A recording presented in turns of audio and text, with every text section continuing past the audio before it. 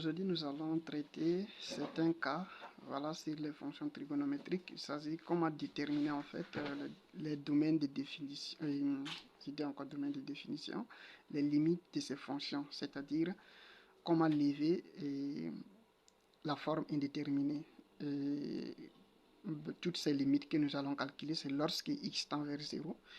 Donc si nous prenons par exemple f1 de x, lorsque x tend vers 0, ça va nous donner sinus de 0 sur 0, ce qui va nous donner 0 sur 0, qui est une forme indéterminée.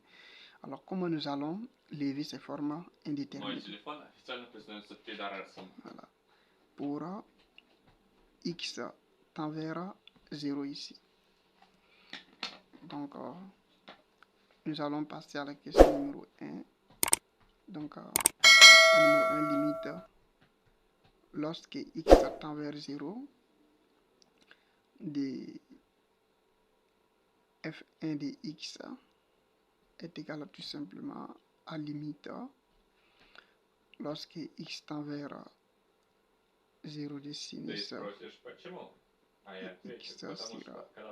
x, ce qui va nous donner 0 sur 0 qui est égal à une forme indéterminée. Alors, comment nous allons lever ces formes indéterminées? Donc, c'est simple, lorsque vous voulez déterminer les domaines de définition, ou bien si on vous dit de démontrer que limite lorsque x tend vers 0 et sinus de x sur x comme ça est égal à 0, c'est très simple. Il suffit seulement que vous levez, c'est-à-dire vous faites la dérivée de cette fonction et la dérivée de cette fonction part à part. Et vous calculez tout simplement, c'est-à-dire f de 0 de cette fonction-là. Voilà. Donc, si nous revenons ici, donc, limite lorsque x tend vers 0 de f1 de x est égal à sinus prime de 0 sur, voilà, bon, x prime, on sait que ça va donner 1. Donc, sur x prime. Voilà, c'était une fonction. Si on prend, par exemple, si on prend ici, f1 de x est égal à g de x sur k de x.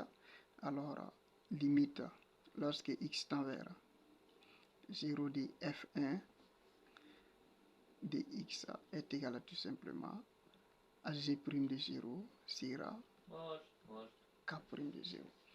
Voilà, donc c'est cette formule-là, vous pouvez retenir cette formule-là. C'est très très important. Voilà. Lorsque vous avez limite, lorsque x tend vers 0 de f1 de x qui est égal à 0, alors notre f1 de x qui est égal à g de x sur k de x, alors limite lorsque x tend vers 0 de f1 de x est égal à tout simplement à g' de 0 sur k' de 0. Alors, ce qui implique tout simplement que nous aurons ici limite lorsque x tend vers 0 de notre f1 de x est égal à tout simplement à sinus prime de 0. On sait bien que sinus prime de x, la dérivée de sinus prime de x, j'ai déjà fait un exercice particulier sur les fonctions trigonométriques. Donc pour ceux qui n'ont pas suivi cette vidéo, vous pouvez vérifier dans la playlist, vous verrez la vidéo. Voilà, ça va vous donner tout simplement cosinus de 0. Donc ça nous donne ici cosinus de 0. Et x', ça va nous donner 1. Et on sait bien que cosinus de 0 est égal à combien?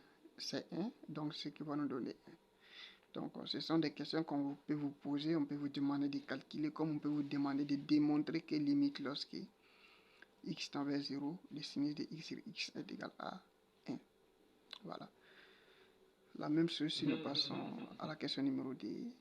Nous avons limite lorsque x tend vers 0 de f de x est égal à limite lorsque x tend vers 0 de 1 moins cosinus de x sera x. Voilà. Donc, qui est égal à tout simplement à limite lorsque x tend vers 0 de 1 moins cosinus de x' sera x prime.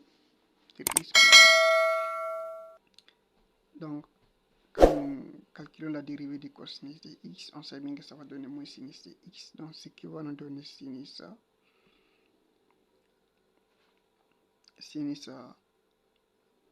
de 0 sur 1. Donc, sinus de 0, on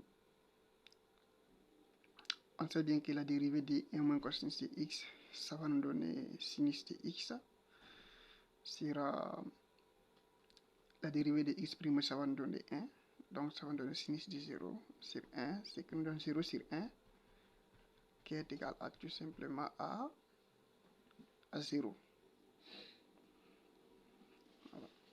Donc, si nous passons à la question numéro 3, limite lorsque x tend vers 0 de f3 de x, ça va nous donner limite lorsque x tend vers 0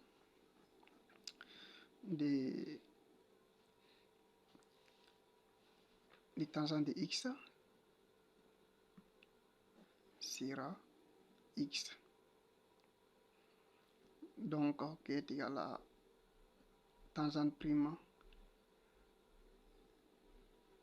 de x. Voilà, tangente prime de x que vous allez remplacer par 0, c'est-à-dire tangente prime de x 0 sera x'. On sait bien que x' ça va nous donner 0. Et on sait bien que la dérivée de tangente prime de x, ça nous donne 1 sur cosinus carré de x. Donc, ce qui va nous donner 1 sur cosinus carré de 0 sera sur 1. Voilà, sur 1 ici. Donc, ce qui va nous donner cosinus carré de 0, ça va nous donner 1. 1 sur 1, ça va donner 1. 1 divisé par 1, ça va nous donner 1. Donc, ce qui va nous donner 1 ici. Voilà comme réponse. Et en 4, limite lorsque x tend vers 0 de f4 de x est égal à limite lorsque x tend vers 0 de 1 moins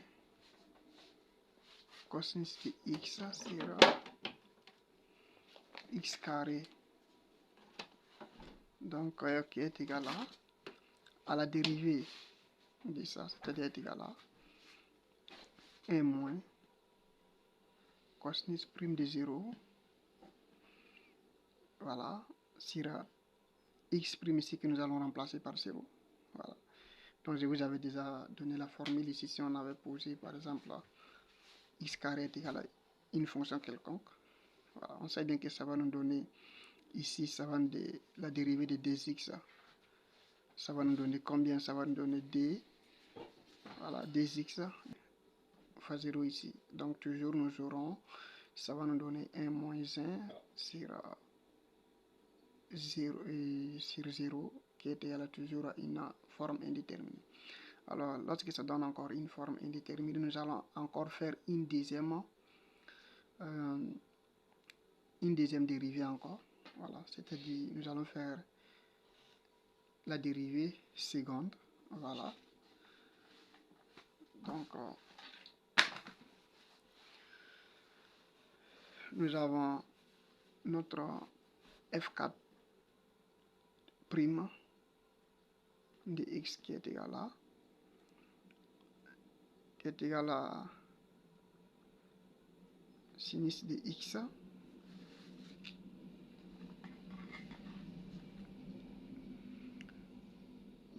donc nous aurons notre f4' de x est égal à sinus de x sur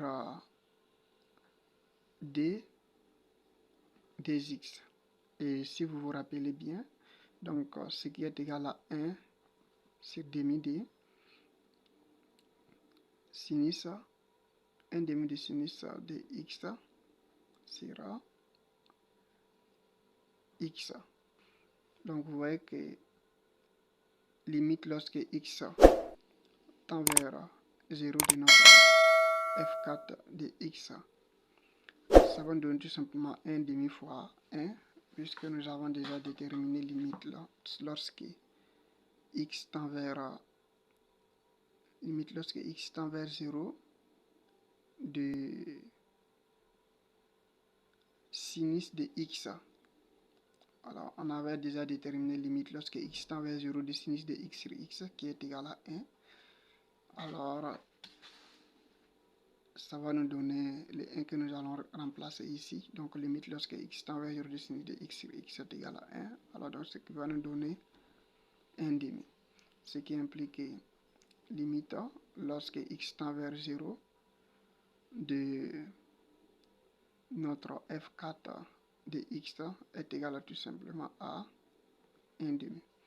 Donc, je pense que cette vidéo vous a plu. Si c'est votre première fois sur ma chaîne YouTube, je vous invite à vous abonner et activer la cloche de notification pour ne plus rater les vidéos que je vais poster prochainement. Donc, je vous remercie et à bientôt.